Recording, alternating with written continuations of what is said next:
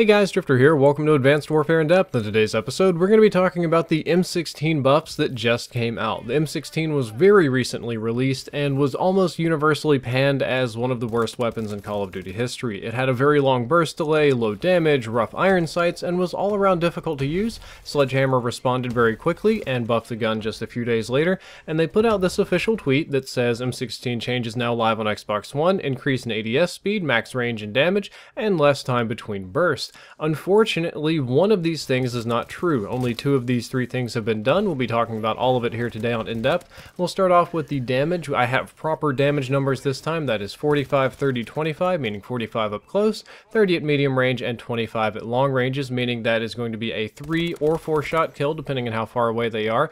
It does 3 round bursts, so it could take up to 2 bursts to kill. However, the most practical measurement of a burst fire weapon is the maximum range at which it can get a 1 burst kill. In this case, it's approximately 16 meters, which has been doubled since the last patch. In the last patch, it was almost identical to the ARX. Now it's approximately double the ARX one burst kill range, and it looks something like this, which is a much more effective. It's still kind of a close range 1 burst, but it's still way better than it used to be. It feels about right, and burst weapons in Advanced Warfare aren't like super powerful or super hard or super long range, so it fits right in with the IMR and ARX in this game as far as overall performance goes. As of right now, it is most often a 1 or 2 burst kill. If somebody's weak, you're going to get a lot of 1 burst kills. Headshots will get you 1 burst kills, and pretty much anything in close range is going to be a 1 burst kill. Further away, obviously, is going to take 2. You do occasionally get a wonky requirement for 3 burst if you're accidentally hitting somebody in the foot or through the wall or something like that, but I would expect this to be kind of a 2-hit-or-quit gun now.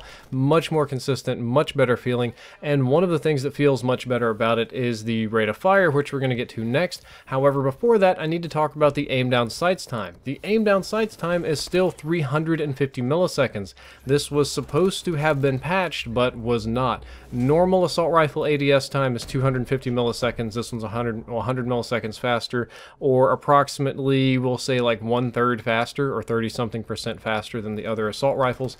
And just to prove that I'm not crazy and making this up or not counting right, here is a super slow motion of the M16 aiming down sights, and unless I'm drunk or high or both, that adds up to 350 milliseconds, which is again slower than other assault rifles. Just wanted to put that on there to let you guys know I'm not crazy, because anytime I make a bold claim, I like to have evidence for it. Moving on, let's talk about the rate of fire. That was the biggest weakness to the gun. That was the biggest problem. The ADS and all this kind of stuff, and the damage was frustrating before, but the rate of fire was brutal.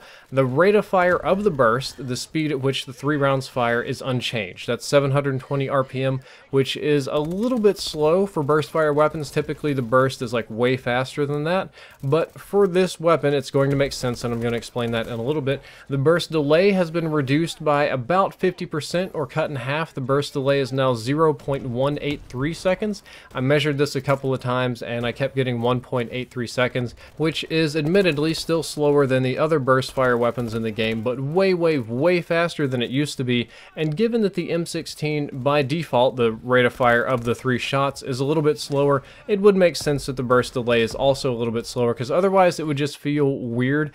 Combined, these feel right now. Like, it may not be the fastest firing gun in the game still, but it feels right. It feels normal. It's okay now. So you won't feel like you're crazy, like you're waiting for the next burst. It's going to come about when you should expect it to come.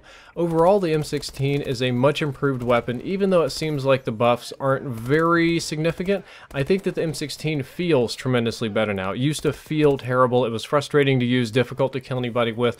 Now it's much easier to kill somebody with, and it sits kind of between the ARX and the IMR. The IMR, of course, shoots faster than the ARX. ARX is more accurate, 4-round, 3-round, different amounts of damage. The M16 is kind of in the same category. It shoots a little bit slower than both of them, but it deals higher damage than both of them. It is now the high damage burst weapon in the game.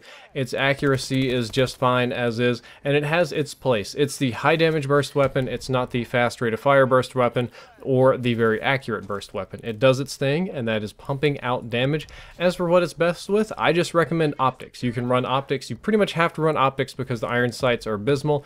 Anything else is optional. I liked running with a foregrip. I like the quick draw grip. I occasionally like the silencer, but you can rotate almost anything on and off this weapon and it still works fine with the exception of optical attachments. Those are essential.